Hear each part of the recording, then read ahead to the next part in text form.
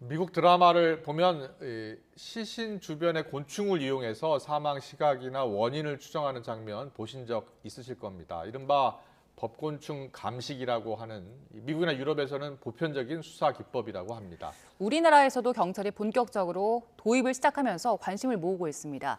경찰 법곤충 감정실이 국내 처음으로 설치됐는데 법곤충 감정실에 오대건 보건연구사가 화상으로 연결돼 있습니다. 나와 계십니까? 네, 예, 안녕하세요. 안녕하세요. 네, 영사님 안녕하세요. 저희가 이제 법곤충학이란 용어 지금 좀 생소한 분도 있을 것 같아요. 미국 드라마에서 네네. 이제 많이 보긴 했는데 자, 어떤 수사 기법이라고 보면 되겠습니까? 일반적으로 우리가 법곤충학이라고 하면 법곤충학적 증거를 활용해서 법적인 문제 해결을 돕는 그런 학문 또는 그런 기법이라고 생각을 하시면 됩니다. 보통 네, 네네. 범죄 수사에 곤충으로 있어서는, 예, 네네. 사건도 해결하고 그걸 또 증거로 쓸 수 있는. 네네, 맞습니다. 알겠습니다. 네, 이 법곤충학에서 곤충이 어떤 곤충이 주로 쓰입니까?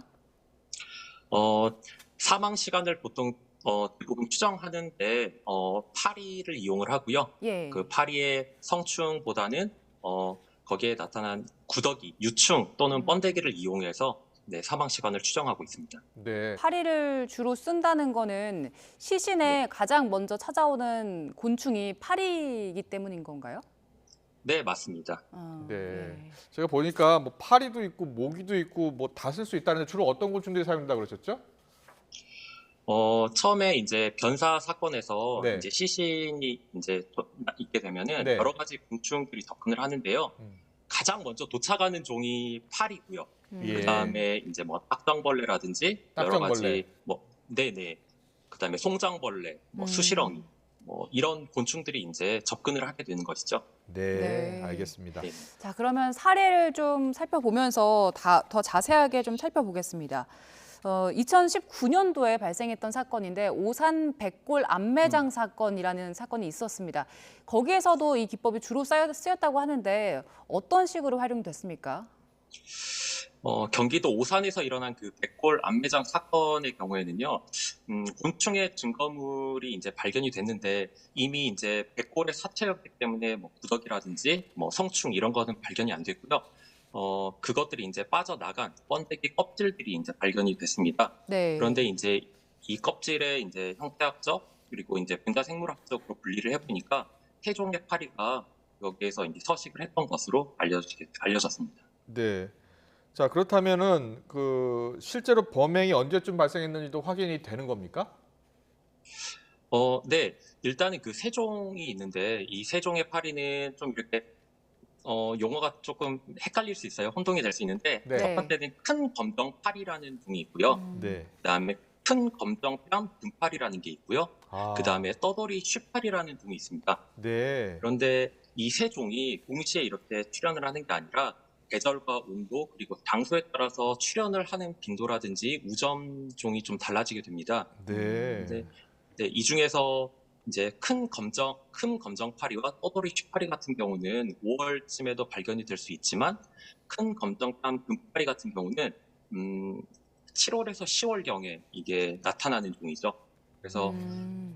사체가 그렇군요. 발견이 된 그 백골이 발견이 된 것은 6월쯤인데 7월에 우점종이 나타났다는 것은 이게 그 전해에 사건이 이미 일어났다는 것을 이제 의미하는 것으로 볼 수 있습니다. 그렇군요. 파리도 그냥 파리가 아니라 파리 종류별로 다른 네, 거예요? 네. 예. 그러니까 파리 종류들마다 나타나는 시점이 좀 다르기 때문에 그거 따라서 언제 사망했는지 추정했다라는 이야기인가요?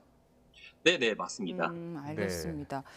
근데 지금 10월에 발생하는 파리들인데 실제 범행이 2018년 9월에 발생을 했었잖아요. 이 범행 시점 네네. 파악에 그러면 그 구체적으로 어떤 식으로 활용이 된 겁니까? 그러니까 유해가 내장된 이제 시기를 이제 예. 빠지기 위해서 그 지금 보시는 것처럼 이제 파리의 성장 단계가 나타나게 되는데요. 그 파리의 성장 단계에 따라서 이게 어느 정도 발달 단계에 있는지 여부를 이제 추적을 하게 되는데 지금 경기도 오산 백골 암매장 사건 같은 경우는 지금 구더기가 아니라 번데기 껍질이 남게 된 것입니다. 그래서 네. 계절적으로 어떤 종이 나타나게 됐는지에 집중을 해서 연구를 한 것이고요. 그래서 10월 이전에 나타나게 됐다라고 감정을 한 것으로 알고 있고 실제로 범행이 9월에 일어난 것으로 네, 알게 되고 있습니다. 네. 지금 팔이 성장 단계 보니까 네. 알을 낳고 성충까지 크는데 대략 16일밖에 안 걸리는 겁니까? 이게 딱 16일이라고 고정하기는 어렵지만 네. 이게 종마다 또 다릅니다. 그래서 그렇군요. 종에 따라서 또는 그 현장의 온도 상황 그리고 습도 상황 이런 것이 전부 다 종합이 되어서 판단을 해야 되겠지요. 네, 네. 네. 습도 상황에 따라서도 조금 상황들이 다르군요.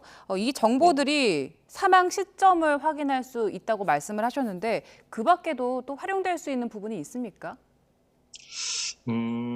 최근 들어서는 이제 노인 인구가 많아지면서 뭐 중환자실에 입원을 하는 경우도 있고요. 그리고 노인 보호 시설 같은 데서 이렇게 요양을 하시는 분들이 많은데요. 네. 그 경우에도 녹탕이 생기거나 상처가 생긴 부위를 제대로 관리를 하지 않으면 그 부위에 이제 구더기라든지 여러 가지 곤충이 알을 낳게 됩니다. 네, 이제 그 경우에도 이제 물리적 학대의 이제 징후로 판단을 할 수 있게 되는 것이죠. 그렇군요. 사망을 하지 않았는데 그냥 이제 누워서 계시는데 환자 보호가 되지 않았기 때문에 벌레가 생긴 경우를 말씀하신 건가요? 네, 맞습니다. 알겠습니다. 네. 그런 경우도 곤충을 통해서 그것을 확인을 할 수 있는 것이죠. 그렇군요. 알겠습니다. 사례 하나만 더 해볼게요. 8년 전 세월호 참사 당시에 그 유병원 전 세무그룹 회장 사망 사건과 관련해서 실제로 곤충들이 활용됐다고 하는데 어떻게 활용이 되었던 겁니까? 이 경우는 이제 변사 사건이 이제 발견된 후로 이제 네. 45일이 경과한 후에 그 감정이 된 것으로 알고 있고요.